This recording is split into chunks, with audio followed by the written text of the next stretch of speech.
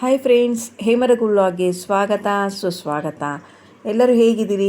I hope ಎಲ್ಲರೂ ಚೆನ್ನಾಗಿದ್ದೀರಾ ಅಂದ್ಕೊಂಡಿದ್ದೀನಿ. ನಾನು ಕೂಡ ತುಂಬ ಚೆನ್ನಾಗಿದ್ದೀನಿ. ಇವತ್ತು ಎಲ್ಲಿ ಹೋಗ್ತಾ ಇದ್ದೀರಾ ಅಂತ ನೋಡ್ತಾ ಇದ್ದೀರಾ. ಇದು ಬಂದು ಶನಿವಾರ ಮಧ್ಯಾಹ್ನ ಅಂದರೆ ನಾವು ಮನೆ ಬಿಟ್ಟಾಗಲೇ ಒಂದು 12:30 ಆಗಿತ್ತು. ಇದು ಆಲ್ರೆಡಿ ಈವ್ನಿಂಗ್ ಆಗಿದೆ. ನಾವು ಹೋಗ್ತಾ ಇರೋದು ಬಂದು ಕುಕ್ಕೆ ಸುಬ್ರಹ್ಮಣ್ಯ. ಯಾಕಪ್ಪ ಕುಕ್ಕೆ ಸುಬ್ರಹ್ಮಣ್ಯ ಹೋಗ್ತಾ ಇದ್ದೀವಿ ಅಂದರೆ ಇದು ನನಗೆ ಮುಂಚೆನೇ ಸ್ವಲ್ಪ ವರ್ಷಗಳಿಂದನೇ ಹೇಳಿದರು ಆಶ್ಲೇಷ ಬಲಿ ಪೂಜೆ ಮಾಡಿಸ್ಬೇಕು ಅಂತ. ಅದು ಮಾಡಿಸಿರಲಿಲ್ಲ. ಯಾಕೋ ಗೊತ್ತಿಲ್ಲ, ಆರೋಗ್ಯ ಸಮಸ್ಯೆ ದಿನದಿಂದ ದಿನಕ್ಕೆ ಸ್ವಲ್ಪ ಜಾಸ್ತಿ ಆಗ್ತದೇನೋ, ಆರೋಗ್ಯ ಸಮಸ್ಯೆ ಅನ್ನಿಸ್ತದೆ, ಮತ್ತೇನು ಕೆಲಸಗಳಾಗ್ತಾಯಿಲ್ಲ. ಹಂಗಾಗಿ ಅದನ್ನು ಆದಾಗ ಮಾಡಿಸ್ಬೇಕು ಅಂತ ಮೊದಲೇ ಹೇಳಿದ್ರಲ್ವ ನಮ್ಮ ಯಜಮಾನ್ರು. ಅವಾಗಿಂದ ಹೇಳ್ತಾಯಿದ್ರು ಮಾಡಿಸ್ಬೇಕು ಅಂತ. ಬಟ್ ಹಾಗೇ ಇರಲಿಲ್ಲ. ಇದಕ್ಕಿದ್ದಂಗೆ ಯಾಕೋ ಸ್ವಲ್ಪ ಹೆಲ್ತ್ ಸ್ವಲ್ಪ ಅಪ್ಸೆಟ್ ಆಗ್ತಿದೆ, ವೇರಿಯೇಷನ್ ಆಗ್ತದೆ ದಿನಕ್ಕೆ ಅಂತ ಹೇಳಿದ್ದಕ್ಕೆ ಮಾಡಿಸ್ಕೊಂಡೇ ಬಂದ್ಬಿಡೋಣ ಅಂತ ಹೋಗ್ತಾ ಇದ್ದಾರೆ. ನಿಮ್ಗೇನಾದ್ರು ಡೀಟೇಲ್ಸ್ ನಿಮಗೇನಾದರೂ ಬೇಕಾದರೆ ನಿಮಗೂ ಕೂಡ ಹೆಲ್ಪ್ ಆಗುತ್ತೆ ಅಂತ ಡೀಟೇಲ್ಸ್ ಹೇಳ್ತಾ ಇದ್ದೀನಿ. ನಾವೇನು ಮಾಡಿದ್ವು, ಶನಿವಾರ ಮಧ್ಯಾಹ್ನ 12:30 ಬಿಟ್ಟಿದ್ದಕ್ಕೆ ನಾವು ರೀಚ್ ಆಗೋ ತನಕ 6 ಗಂಟೆ ಆಯಿತು.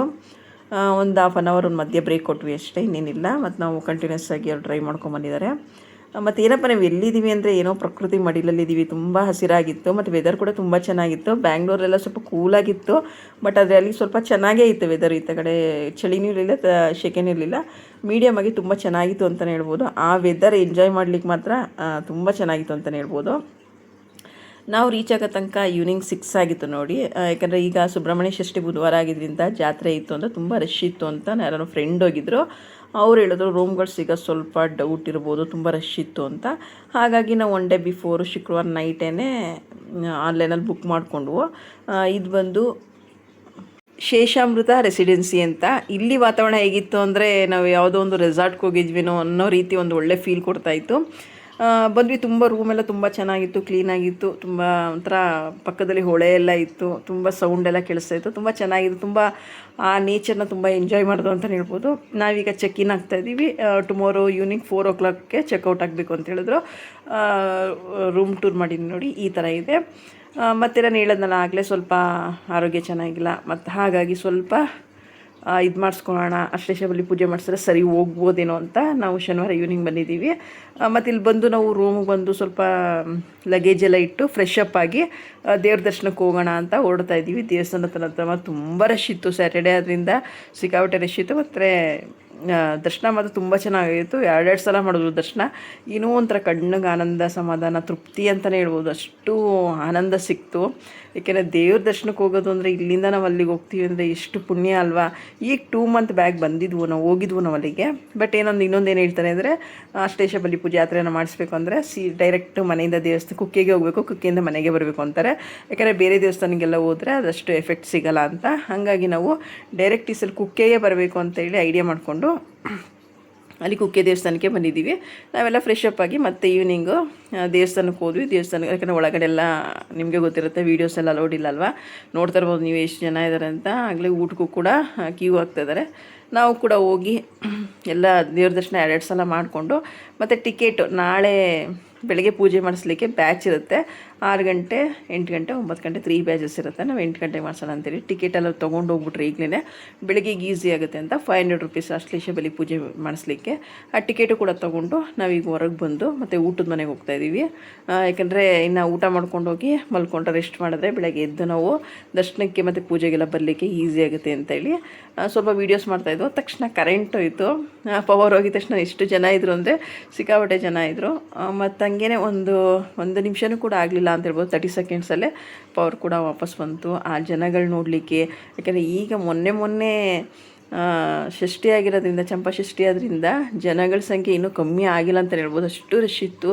ಇಷ್ಟು ರಾತ್ರಿ ಇದ್ದರೂ ಕೂಡ ತುಂಬ ಜನ ಓಡಾಡ್ತಾಯಿದ್ರು. ನಾವು ಹಂಗೆ ಇದೆಲ್ಲ ತೇರೆಲ್ಲ ನೋಡಿಕೊಂಡು ದರ್ಶನ ಎಲ್ಲ ಮಾಡಿಕೊಂಡು ಊಟನೂ ಕೂಡ ಮುಗಿಸ್ಕೊಂಡು ರೂಮ್ಗೆ ಹೋಗಿ ಮಲ್ಕೊಳ್ಳೋಣ ಅಂತ. ಯಾಕಂದರೆ ಎಲ್ಲ ವಿಚಾರಿಸ್ಕೊಂಡು ರೆಸಿಪ್ಟ್ ಕೂಡ ತೊಗೊಂಡಿದ್ದೀವಿ ಆಶ್ಲೇಷ ಬಲಿ ಪೂಜೆದು. ಯಾಕಂದರೆ ಇನ್ನು ಬೆಳಗ್ಗೆ ರಶ್ ಇತ್ತು ಅಂದರೆ ತೊಗೊಳಕ್ಕಾಗಲ್ಲ ಅಲ್ವಾ. ಹೋಗಿ ನಾವು ಇನ್ನು ಡೈರೆಕ್ಟ್ ಸ್ನಾನ ಮಾಡ್ಕೊಂಬಂದು ಡೈರೆಕ್ಟು ಇದಕ್ಕೆ ನಿಲ್ಬೋದು. ಯಾಕಂದರೆ 3 ಬ್ಯಾಚಸ್ ಇದೆ. ನಾವು ಸಂಕಲ್ಪ ಕೂಡ ಮಾಡಿಸ್ಬೇಕು. ನಮ್ಮ ನಾಮ ನಕ್ಷತ್ರಗಳೆಲ್ಲ ರಾಶಿಯೆಲ್ಲ ಹೇಳಿದ್ರೆ ಅವರು ನಮ್ಮ ಕುಟುಂಬ ಸಮೇತ ಕೂರಿಸಿ ಸಂಕಲ್ಪ ಮಾಡಿಸಿ ಕೊನೆಗೆ ಅದು ಆಶ್ಲೇಷ ಬಲಿ ಪೂಜೆ ಮಾಡ್ತಾರಲ್ಲ ಅಲ್ಲಿ ಕಳಿಸ್ತಾರೆ. ಇದು ನೋಡಿ ಊಟ ಎಲ್ಲ ಮುಗಿಸ್ಕೊಂಡು ಊಟ ಎಲ್ಲ ಮಾಡಿ ಒಂದು ರೌಂಡು ಇಲ್ಲಿ ಸ್ಪೈಸಸ್ ಎಲ್ಲ ಸಿಗುತ್ತೆ ಪಲಾವ್ ಹಾಕ್ಲಿಕ್ಕೆಲ್ಲ ತುಂಬ ಚೆನ್ನಾಗಿರುತ್ತೆ. ನಾನು ಎವ್ರಿ ಟೈಮ್ ಇಲ್ಲಿ ತೊಗೊಂಡು ಹೋಗ್ತೀನಿ. ತೊಗೊಂಡ್ರೆ ತುಂಬ ದಿನ ಕೂಡ ಬಾಳಿಕೆ ಬರುತ್ತೆ. ನನಗೆ 6 ತಿಂಗಳು ವರ್ಷ ಬರೋದಿದೆ. ಅಂದರೆ ಇಲ್ಲಿ ಬ್ಯಾಂಗ್ಳೂರಲ್ಲಿ ಸಿಗುತ್ತೆ, ಸಿಗಲ್ಲ ಅಂತಲ್ಲ, ಬಟ್ ಈ ಫ್ಲೇವರ್ ತುಂಬ ಡಿಫ್ರೆಂಟಾಗಿರುತ್ತೆ, ತುಂಬ ಚೆನ್ನಾಗಿ, ಯಾಕಂದರೆ ಕ್ವಾಲಿಟಿ ತುಂಬ ಚೆನ್ನಾಗಿರುತ್ತೆ. ಹಾಗಾಗಿ ಕಲ್ಲುವ ಇರ್ಬೋದು, ಮರಾಠಿ ಮೊಗ್ಗು ಇರ್ಬೋದು, ಜಾಪತ್ರೆ ಇರ್ಬೋದು, ಇದೆಲ್ಲ ಸ್ಪೈಸಸ್ ಎಲ್ಲ ತೊಗೊಂಡೆ. ನಮ್ಮ ಯಜಮಾನ್ರು ಇದು ಭತ್ತದ ತೋರಣ ನಾವು ಮೊದಲು ಇಲ್ಲಿಂದನೇ ತೊಗೊಂಡೋಗಿದ್ದು 3 years ಬ್ಯಾಕು, ಸ್ವಲ್ಪ ತೆಳುವಾಗ್ಬಿಟ್ಟಿತ್ತು. ಹಂಗಾಗಿ ಇನ್ನೂ ಒಂದು ತೊಗೊಳ್ಳೋಣ ಈಗ ಹೊಸದು ಅಂತೇಳಿ ಹೊಸ ತೊಗೊತಾ ಇದ್ದಾರೆ. ಮತ್ತಲ್ಲಿ ಮಕ್ಕಳ ಆಟಿಕೆ ಇರ್ಬೋದು, ಸರ ಬಳೆ, ಅದೆಲ್ಲ ಮೊದಲು ಇಂಟ್ರೆಸ್ಟ್ ಇತ್ತು, ಇವಾಗೆಲ್ಲ ಏನು ಇಂಟ್ರೆಸ್ಟ್ ಇಲ್ಲ ಅಂತಲೇ ಹೇಳ್ಬೋದು. ಜಸ್ಟ್ ಎಲ್ಲ ನೋಡ್ಕೊಂಡು ಒಂದು ರೌಂಡ್ ಓಡಾಡ್ಕೊಂಡು ಹೋಗೋಣ, ಯಾಕೆಂದರೆ ಸ್ವಲ್ಪ ಜನಸಂಖ್ಯೆ ಕಡಿಮೆ ಇತ್ತು, ಹಂಗಾಗಿ ಅದನ್ನೆಲ್ಲ ನೋಡ್ಕೊಂಡು ಹೋಗೋಣ ಅಂತೇಳಿ ನೋಡ್ಕೊಂಡು ಈಗ ಊಟಕ್ಕೆ ಹೋಗ್ತಾಯಿದ್ದೀವಿ. ಊಟಕ್ಕೆ ಹೋಗೋ ತನಕ ಸ್ವಲ್ಪ ರಶ್, ಕ್ರೌಡ್ ಸ್ವಲ್ಪ ಕಡಿಮೆ ಆಗಿತ್ತು. ಏನಕ್ಕೆ ನಾವು ಊಟ ಮಾಡಿದ್ದು ಮಧ್ಯಾಹ್ನ ಸ್ವಲ್ಪ ಇನ್ನೂ ಊಟ ಬೇಡ ಅನ್ನಿಸ್ತಿತ್ತು, ಹಾಗಾಗಿ ಸ್ವಲ್ಪ ಲೇಟ್ ಆಗೋದು. ಊಟ ಮಾತ್ರ ತುಂಬ ಚೆನ್ನಾಗಿತ್ತು ಅಂತ ಹೇಳ್ಬೋದು. ರಸಮು, ಅನ್ನ ಸಾರು, ಅನ್ನ, ಮಜ್ಜಿಗೆ ಅನ್ನ ಇತ್ತು, ಚಟ್ನಿ ಇದು ಎಲ್ಲ ಚೆನ್ನಾಗಿತ್ತು. ಇದು ನೋಡಿ ಮಾರ್ನಿಂಗು ನಾವು 8 o'clock ಪೂಜೆಗೆ ಹೋಗೋಣ ಅಂತೇಳಿ ನಮ್ಮ ಯಜಮಾನ್ರಾಗಲಿ ಸ್ನಾನ ಎಲ್ಲ ಮಾಡಿ ನಿಂತಿದ್ದಾರೆ. ನಾವು ಕೂಡ ಸ್ನಾನ ಎಲ್ಲ ಮಾಡಿಕೊಂಡು ರೆಡಿಯಾಗಿ ಒಂಥರ ವಾತಾವರಣನೇ ತುಂಬ ಚೆನ್ನಾಗಿತ್ತು ಅಲ್ಲಿ. ಅದು ಹೇಳಲಿಕ್ಕಾಗಲ್ಲ, ವರ್ಣಿಸೋಕ್ಕಾಗಲ್ಲ ಅಂತಲ್ಲ, ಪ್ರಕೃತಿ ಅನ್ನೋದಿರುತ್ತಲ್ವ, ಅದನ್ನ ನಾವು ಯಾವತ್ತೂ ಮರೆಯೋಕ್ಕೆ ಆಗಲ್ಲ ಅನ್ಸುತ್ತೆ. ಯಾಕಂದ್ರೆ ನಾವಿಲ್ಲಿ ಬ್ಯಾಂಗ್ಳೂರಲ್ಲಿ ಟ್ರಾಫಿಕ್ ಜಾಮ್ ಇರ್ಬೋದು, ಹೊಗೆ ಇರ್ಬೋದು, ಈ ಥರ ಪೊಲ್ಯೂಷನಲ್ಲಿ ಇರ್ತೀವಿ. ಒಂದು ದಿನ ನಾವು ಆ ಥರ ಹೋದಾಗ ನಮ್ಮ ಮೈಂಡ್ ಆಗಿರ್ಬೋದು, ನಮ್ಮ ಬಾಡಿ ಕೂಡ ಆಗಿರ್ಬೋದು ಸ್ವಲ್ಪ ಕೂಲ್ ಆಗುತ್ತೆ, ಮತ್ತು ಸ್ವಲ್ಪ ನಮ್ಗೆ ಇರೋ ಒಳಗಡೆ ಇರೋ ಸ್ಟ್ರೆಸ್, ಟೆನ್ಷನ್ ಎಲ್ಲ ಕಡಿಮೆ ಆಗುತ್ತೆ ಅಂತಲೇ ಹೇಳ್ಬೋದು. ನಾವಾಗಲೇ 7:30ಗೆ ದೇವಸ್ಥಾನದ ಹತ್ರ ಹೋದ್ವಿ. ದೇವಸ್ಥಾನದ ಹೋದಷ್ಟರಲ್ಲಿ ನೀವೇ ನೋಡ್ಬೋದು ಎಷ್ಟು ಜನ ಇದ್ದಾರೆ ಅಂತ. ಆಲ್ರೆಡಿ ಅಷ್ಟು ಜನ ಆಗಿದ್ದಾರೆ.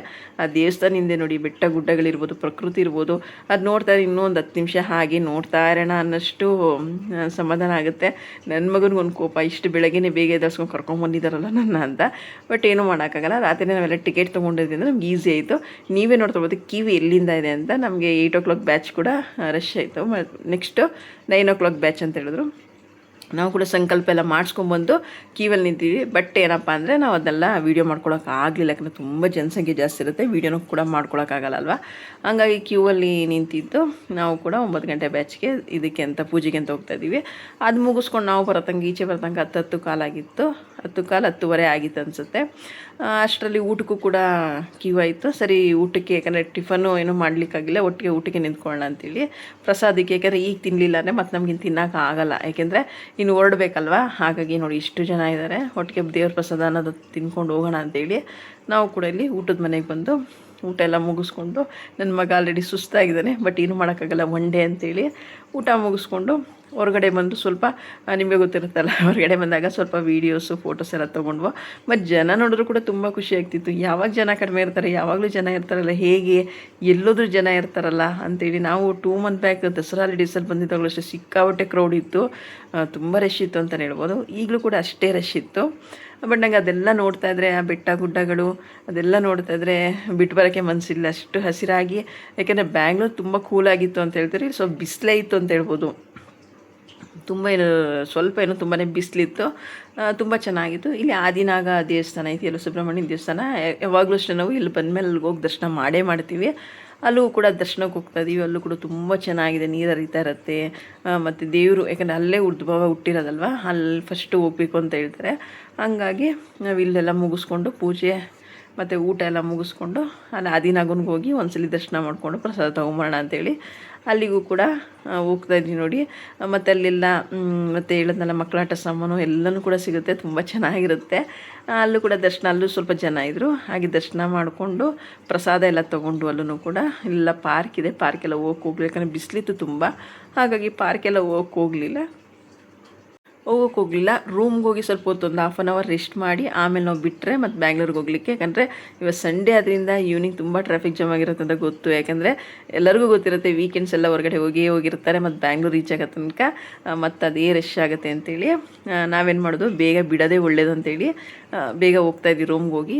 ಮತ್ತು ಡ್ರೆಸ್ ಎಲ್ಲ ಚೇಂಜ್ ಮಾಡಿಕೊಂಡು ಲಗೇಜ್ ಎಲ್ಲ ಪ್ಯಾಕ್ ಮಾಡಿಕೊಂಡು ಹೋಗೋಣ ರೆಡಿಯಾಗಿ ಇನ್ನು ಅಂತ ನೋಡ್ತಾ ಇದ್ದೀನಿ. ಅಷ್ಟರಲ್ಲೆಲ್ಲ ಸ್ವಲ್ಪ ಸೀನರಿ ಎಲ್ಲ ತುಂಬ ಚೆನ್ನಾಗಿತ್ತಲ್ವಾ. ಯಾಕೆಂದರೆ ಈ ಥರ ಪ್ರಕೃತಿ ಮಡಲಿಗೆ ಹೋಗೋದೇ ನಾವು ಅಪರೂಪ ಅಂತ ಹೇಳ್ಬೋದು. ಯಾವಾಗಲೂ ಬ್ಯಾಂಗ್ಳೂರು ಈ ಕೆಲಸ ಅದು ಇದು ಅನ್ನೋದು ಇದ್ದೇ ಇರುತ್ತೆ. ಹಂಗಾಗಿ ನನ್ನ ಮಗ ಹೇಳ್ದೆ, ಇದು ತುಂಬ ಚೆನ್ನಾಗಿದೆ, ಇಲ್ಲೆಲ್ಲ ವೆದರ್ ಇದೆಲ್ಲ ಚೆನ್ನಾಗಿದೆ, ಬನ್ನಿ ಹಾಗೆ ನಡ್ಕೊಂಡು ಒಂದು ವೀಡಿಯೋ ಮಾಡಿದ್ದೀನಿ ಅಂದೆ. ನಮಗದು ಗೊತ್ತೇ ಇಲ್ಲ ಅವ್ನು ವೀಡಿಯೋ ಮಾಡ್ತಾರಲ್ಲ. ನಾವು ನಮ್ಮ ಯಜಮಾನ್ರಿಗೆಲ್ಲ ತೋರಿಸ್ತಾ ಇದ್ದೀನಿ, ಅವ್ನು ವೀಡಿಯೋ ಮಾಡ್ತಾರೆ ನೋಡಿಲ್ಲ. ಆಮೇಲೆ ಸ್ವಲ್ಪ ಆಗಿದ ತಕ್ಷಣ ನೋಡಿ ನಾನು ಸಡನ್ನಾಗಿ ನೋಡ್ತೀನಿ, ಹಾಗೆ ಕಂಟಿನ್ಯೂ ಮಾಡಿ ಹಾಗೆ ಬನ್ನಿ, ತುಂಬ ಚೆನ್ನಾಗಿ ಮಾತಾಡ್ಕೊಂಡು ನೋಡ್ಕೊಂಡು ಬರ್ತಾಯಿದ್ದೀರಾ, ಹಾಗೆ ಬನ್ನಿ ಅಂತ ಹೇಳ್ತಿದ್ದಾನೆ. ನಾವು ಕೂಡ ಅಲ್ಲೆಲ್ಲ ನೋಡಿಕೊಂಡು ಒಂಥರ ಅದು ಹೇಳಲಿಕ್ಕಾಗಲ್ಲ, ಅಲ್ಲಿ ನೋಡಿದ್ರೇ ಗೊತ್ತಾಗೋದು, ಅಷ್ಟು ಗ್ರೀನರಿ ಇರ್ಬೋದು. ಏನೋ ಒಂಥರ ಮನಸ್ಸಿಗೆ ದೇವಸ್ಥಾನಕ್ಕೆ ಹೋದರೆ ನಿಮಗೆ ಗೊತ್ತಿರುತ್ತೆ, ನಾವು ಒಂದು ಶಾಂತಿ ನೆಮ್ಮದಿ ಸಿಗಲಿ ಅಂತಲೇ ಹೋಗ್ತಾ ಇರೋದು. ಮತ್ತು ಹೇಳೋದ್ನಲ್ಲ ಆಗಲೇ ಸ್ವಲ್ಪ ಆರೋಗ್ಯ ಸಮಸ್ಯೆ ಆಗ್ತಾಯಿದೆ, ಹಾಗಾಗಿ ಸ್ವಲ್ಪ ಇದೇನಾದ್ರು ಮಾಡಿಸಿದ್ರೆ, ಮತ್ತೇನು ಕೆಲಸಗಳು ಕೂಡ ಆಗ್ತಾಯಿಲ್ಲ, ಏನಾದ್ರು ಮಾಡಿಸಿದ್ರೆ ಸ್ವಲ್ಪ ಸರಿ ಹೋಗಬಹುದೇನೋ. ಯಾಕಂದರೆ ಜನ ನಂಬೋ ಬದಲು ದೇವ್ರು ನಂಬಿದ್ರೆ ಒಂದ್ಸಲ ಕೈ ಹಿಡಿತಾರಲ್ವ, ಆ ನಂಬಿಕೆ ಮೇಲೆ ಈ ಸಲ ಮಾಡಿಸ್ಕೊಂಬರೋಣ, ಕಷ್ಟನೋ ಸುಖನೋ ಹೋಗಿ ಅಂತೇಳಿ ನಾವು ಇದ್ದಕ್ಕಿದ್ದಂಗೆ ಕೂಡ ಶುಕ್ರವಾರ ಈವ್ನಿಂಗ್ ಪ್ಲ್ಯಾನ್ ಮಾಡಿ, ಶುಕ್ರವಾರ ನೈಟ್ ನಾವು ರೂಮ್ ಬುಕ್ ಮಾಡಿ, ಶನಿವಾರ ಮಧ್ಯಾಹ್ನ ನನ್ನ ಮಗನಿಗೆ ಟೆಸ್ಟ್ ಇತ್ತು, ಕ್ಲಾಸ್ ಎಲ್ಲ ಮುಗಿಸ್ಕೊಂಡು ಪರ್ಮಿಷನ್ ಹಾಕ್ಸಿ ಕರ್ಕೊಂಬಂದು ಆಮೇಲೆ ನಾವು ಹೊರಡೋ ತನಕ 12:30 ಆಯಿತು. 11:30ಗೆ ಹೊರಡೋಣ ಅಂದ್ಕೊಂಡೆ, ಯಾಕಂದ್ರೆ ಅವ್ನು ಸ್ಕೂಲಿಂದ ಯಾಕಂದ್ರೆ ಅವ್ನು ಟೆಸ್ಟ್ ಇತ್ತಲ್ವ, ಹಾಗಾಗಿ ಅವ್ನು ಟೆಸ್ಟ್ ಮುಗಿದ್ಮೇಲೆ ಕರ್ಕೊಂಬರೋಣ ಅಂತೇಳಿ ನಾವು ಕೂಡ ರೂಮ್ ಹತ್ರ ಬಂದು ಅಲ್ಲಿ ಸ್ವಲ್ಪ ತುಂಬ ಚೆನ್ನಾಗಿದೆ ಅಲ್ವ ಅಲ್ಲೆಲ್ಲ ಸೀನರಿ, ಅಲ್ಲೊಂದು ಸ್ವಲ್ಪ ಫೋಟೋ ವೀಡಿಯೋಸ್ ಎಲ್ಲ ಸ್ವಲ್ಪ ಶೂಟ್ ಮಾಡಿಕೊಂಡು ನಾನು ಫೋಟೋಸ್ ಹಾಕ್ತೀನಿ. ಆಮೇಲೆ ಅದೆಲ್ಲ ವೀಡಿಯೋ ಮಾಡ್ಕೊಂಡೆಲ್ಲ ನಾವು ತಂದಿದ್ದು ಲಗೇಜ್ ಎಲ್ಲ ಪ್ಯಾಕ್ ಮಾಡಿಕೊಂಡು ಇನ್ನು ಹೊರಡೋಕ್ಕೆ ಸರಿ ಹೋಗುತ್ತೇನೆ ಅಂತೇಳಿ ನಾವು ಕೂಡ ಹೊರಡ್ತಾ ಇದ್ದೀವಿ. ಯಾಕಂದರೆ ಈಗ ಬೇಗ ಹೊರಟ್ರೆ ನಾವು ಬ್ಯಾಂಗ್ಳೂರು ಬೇಗ ರೀಚ್ ಆಗ್ಬೋದಲ್ವ, ಹಾಗಾಗಿ ನೀವು ಏನಾದ್ರು ಈ ಥರ ಪೂಜೆ ಮಾಡಿಸ್ಬೇಕು ಅಂತ ಹೇಳಿದ್ರೆ ಈ ಥರ ಒಂದಿನ ಬೇಗ ಬಂದು ನೀವು ಉಳ್ಕೊಂಡು ಬೆಳಗ್ಗೆ ಎದ್ದು ಅರ್ಲಿ ಮಾರ್ನಿಂಗು ಈ ಥರ ಟಿಕೆಟ್ ಎಲ್ಲ ತೊಗೊಂಡು ಪೂಜೆ ಮಾಡಿಸಿ ಅಂತಲೇ ಹೇಳ್ತೀನಿ. ಯಾಕಂದರೆ ಯಾರಿಗೂ ಮಾಹಿತಿ ಗೊತ್ತಿಲ್ಲ ಅಂದರೆ ಹೇಳ್ತಾಯಿದ್ದೀನಿ ಅಷ್ಟೇ, ಆಲ್ಮೋಸ್ಟ್ ಎಲ್ಲರಿಗೂ ಗೊತ್ತಿರುತ್ತೆ, ಗೊತ್ತಿಲ್ಲ ಅಂದರೆ ಹೇಳ್ತಾಯಿದ್ದೀನಿ. ಇದು ಹಾಸನಿಂದ ಮುಂದೆ ಒಂದು ಲಾಸ್ಟ್ ಟೈಮ್ ಕೂಡ ಇಲ್ಲೇ ನಿಲ್ಲಿಸಿದ್ವು, ಸ್ವಲ್ಪ ಊಟ ಇಷ್ಟ ಆಯಿತು, ಹಾಗಾಗಿ ಇಲ್ಲಿ ಏನೋ ಸ್ವಲ್ಪ ತಿನ್ನೋಣ ಅಂತೇಳಿ. ಯಾಕಂದರೆ ಈವ್ನಿಂಗ್ ಆಗಲೇ 4:30 ಆಗ್ತಾಯಿತ್ತು ಟೈಮಿಂಗ್ಸು, ನಾವು ಮಧ್ಯಾಹ್ನ 12 ಗಂಟೆಲಿ ಊಟ ಮಾಡಿದ್ದಿದ್ದು, ನೀನು ಬೇಡ ಅನ್ನಿಸ್ತು. ಹಾಗಾಗಿ ಮತ್ತು ಇನ್ನೊಂದೇನು ಹೇಳ್ತಾರೆ ಅಂದರೆ, ನಾವೆಲ್ಲರೂ ದೇವಸ್ಥಾನಕ್ಕೆ ಹೋದರೆ ಪ್ರಸಾದ ಎಲ್ಲಿರುತ್ತೆ ಅಲ್ಲೆಲ್ಲ ಬಿಟ್ಟು ಹೋಗಬಾರ್ದು ಅಂತ ಹೇಳ್ತಾರೆ. ಹಾಗಾಗಿ ನಮ್ಮ ಯಜಮಾನರು ಮತ್ತು ನನ್ನ ಮಗ ನಾವು ಅಲ್ಲೇ ತಿಂತೀವಿ ಅಂದರೆ ಹೋಟೆಲಲ್ಲಿ, ನಾನು ಮಾತ್ರ ಕಾರಲ್ಲೇ ತಿನ್ನೋಣ ಅಂಥೇಳಿ ಕಾರಲ್ಲೇ ಅಲ್ಲೇ ಫ್ರೈಡ್ ರೈಸ್ ಅಲ್ಲಿಗೆ ತರಿಸ್ಕೊಂಡೆ, ನಾನು ಅಲ್ಲೇ ಊಟ ಮಾಡ್ತೀನಿ, ಊಟ ಮಾಡ್ಕೊಂಬನ್ನಿ ಅಂತ ಹೇಳಿದೆ. ಅವರು ಕೂಡ ಊಟ ಮುಗಿಸ್ಕೊಂಬಂದರು. ನಾವು ಓಡ್ತಾ ಇದ್ದೀವಿ, ಆಗಲೇ ಕತ್ಲೆ ಆಗ್ತದೆ, ಇಷ್ಟು ಟ್ರಾಫಿಕ್ ಇತ್ತಂದರೆ ನಮಗೆ ಅಲ್ಲಿ ಕುಕ್ಕೆಯಿಂದ ಏನು ಜಾಸ್ತಿ ಟ್ರಾಫಿಕ್ ಜಾಮ್ ಇರಲಿಲ್ಲ. ಇಲ್ಲಿಂದ ನಮ್ಗೆ ಇನ್ನೇನು ಬ್ಯಾಂಗ್ಳೂರು ರೀಚ್ ಆಗ್ತಿದ್ದೀವಿ, ನೆಲಮಂಗ್ಲಗಿನ್ನ ಮುಂಚೆ ತುಂಬ ಇಷ್ಟು ಟ್ರಾಫಿಕನ್ನು ನಮ್ಗೆ ಅಲ್ಲೇ ಅರ್ಧ ಗಂಟೆ ಮುಕ್ಕಾಲು ಗಂಟೆ ತುಂಬ ಟೈಮ್ ವೇಸ್ಟ್ ಆಯಿತು ಅಂತಲೇ ಹೇಳ್ಬೋದು. ಬಟ್ ಏನೂ ಮಾಡೋಕ್ಕಾಗಲ್ಲ, ನಾವು ಬರೋ ತನಕ ಮನೆಗೆ 9 o'clock ಆಗ್ತಿತ್ತು.